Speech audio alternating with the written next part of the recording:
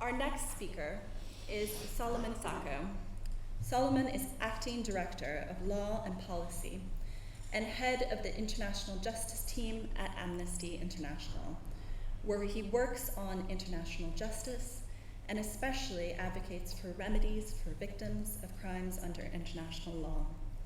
He leads Amnesty International's legal work on accountability for crimes committed in the conflict between Nigerian forces and Boko Haram, and was a legal drafter of the organization's report on apartheid in Israel and Palestine. He has held this position for the last 9 years, before which he worked in the international human rights litigation firm Interrights and for the Human Trust of Southern Africa. He has a particular interest in equality and economic and social rights. He holds a law degree from the University of Zimbabwe and postgraduate degrees from the Universities of Pretoria and Oxford. Solomon will be addressing the international legal requirements for apartheid and also what is required of states in light of the reports and conclusions on apartheid. So welcome, Solomon, to the podium.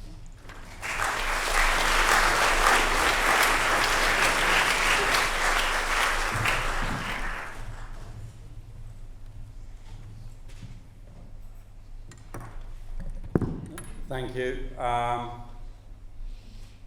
really daunted to be on this panel with people who have expertise and experiences on this situation and who have demonstrated courage that I do not think I have myself. I just wanted to start by saying that this is an amazing group of people that you have before you, and I'm very honored to sit next to them.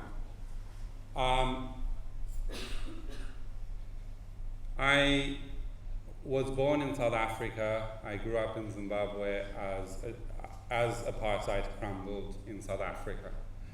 My parents were active in that struggle, and as I grew up, I saw the images of apartheid South African police attacking funerals.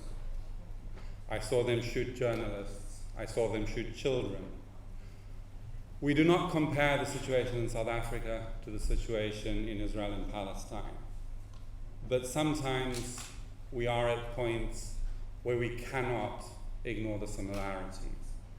And it is those very similarities that brought belatedly, very belatedly, the international human rights movement to consider the structural discrimination in Israel and Palestine and ask ourselves, does this amount to the crime against humanity of apartheid and the serious human rights violation of apartheid? And unfortunately, I am a lawyer, so when I'm asked that question, I have to apply the law. And it took us a while. Israel and Palestine are not the only situation in the world where this designation may apply. So we had to look at this from an international law perspective. We had to look at other situations, and we did, and we will continue to do that. But when it came to this particular situation, we sat down and we looked at the international law, and we tried to work out what the human rights wrong of apartheid is and what the international crime of apartheid is. Now, I repeated that a few times, and the point is the crime against humanity of apartheid is something that engages individual criminal responsibility. But Israel as a state is responsible for establishing and perpetrating a system of oppression and domination of one racial group by another, the oppression of the Palestinian people. So it is really important when we think about apartheid to think about the state responsibility, the responsibility of Israel to dismantle that system, to ensure justice and equality in all areas under their control. So I was asked with a lot of other lawyers inside and outside Amnesty to consider what the violation of international law that we call apartheid is.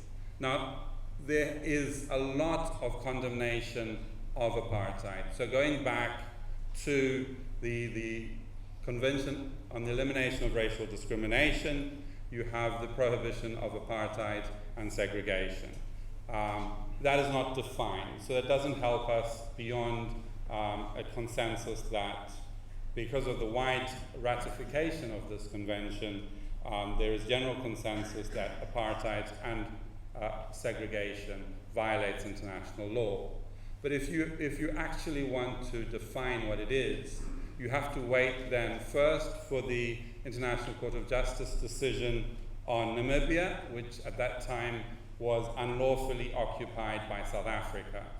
Again, coincidences. But in that coincidental situation, South Africa was implementing rules of racial segregation and apartheid that they were implementing and had implemented inside South Africa.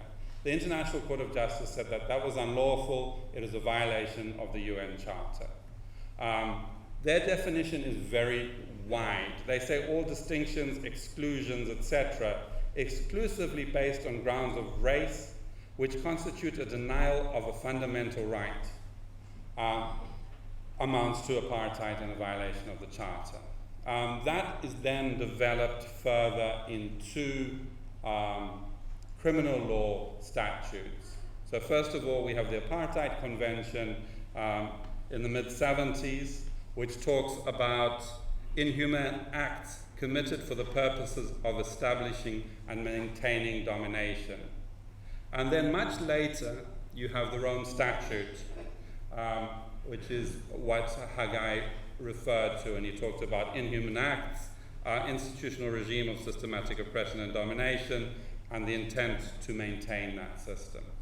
So in our analysis from Amnesty International, and I think, again, we stand on the shoulders of giants because Palestinian NGOs, Human Rights Watch, Professor Dugard,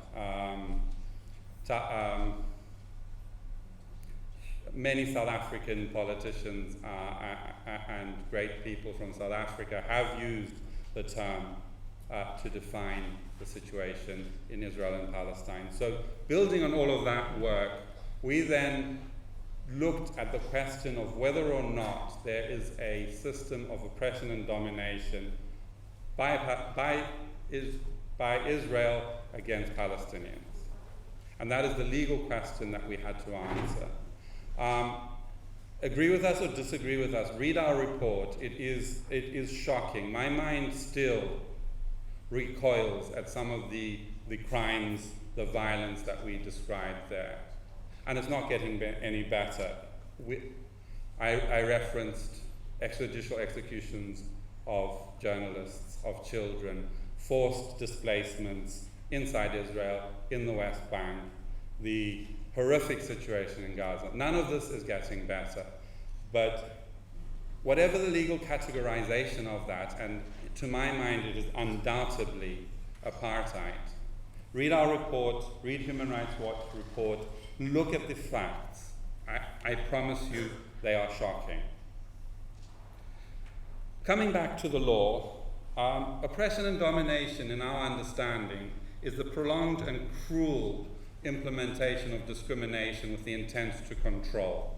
So again, we looked into the question of control, we looked into the questions of intent across the whole territory, and I think all civil society organizations that have looked at the situation have concluded that there is an intent by the Israeli state to control the Palestinian people.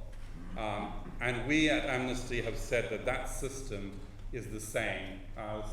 In the same way that B'Tselem has made that conclusion, it is designed to benefit one group throughout the whole territory. An example that a colleague of mine used quite recently is that the institute that manages waste is taking waste from a settlement in the West Bank into Israel and using that waste as fertilizer for a new settlement being built on Palestinian land inside Israel. That is one system. That is one system designed to benefit one group. So I can talk, and I'm sure there will be questions about the legal standards, but I agree with Haggai that the legal standards are not that important. What is important is how do we end it? And I just quickly wanted to go through the obligations arising from a determination that the situation amounts to apartheid. Apartheid is what we call a erga omnes prohibition, which means it is a peremptory norm, which means states have an obligation to cooperate to end it and not to render aid or assistance to its maintenance. And that means that our governments should be coming together to support the investigation at the ICC. They should not be undermining that investigation.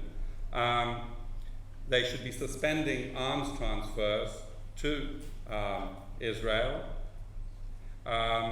They should institute a ban on the sale of settlement goods, and they should exercise universal jurisdiction over those most responsible for the crimes against humanity that are being perpetrated within Israel and Palestine.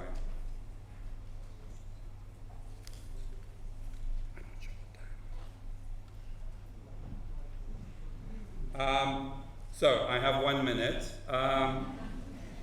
My last thought really on this is if our governments wanted this to end, it would not be that difficult. When they finally wanted apartheid in South Africa to end, it was not that difficult. But this is not going to be soon. And we must push incrementally, perhaps. But first of all, I think a step that we can all demand is that the UN begin to take the situation seriously. And we as Amnesty, are calling on states to reconstitute the Special Committee Against Apartheid for all situations around the world where we see such horrendous discrimination, oppression and domination, including in Palestine. Thank you very much.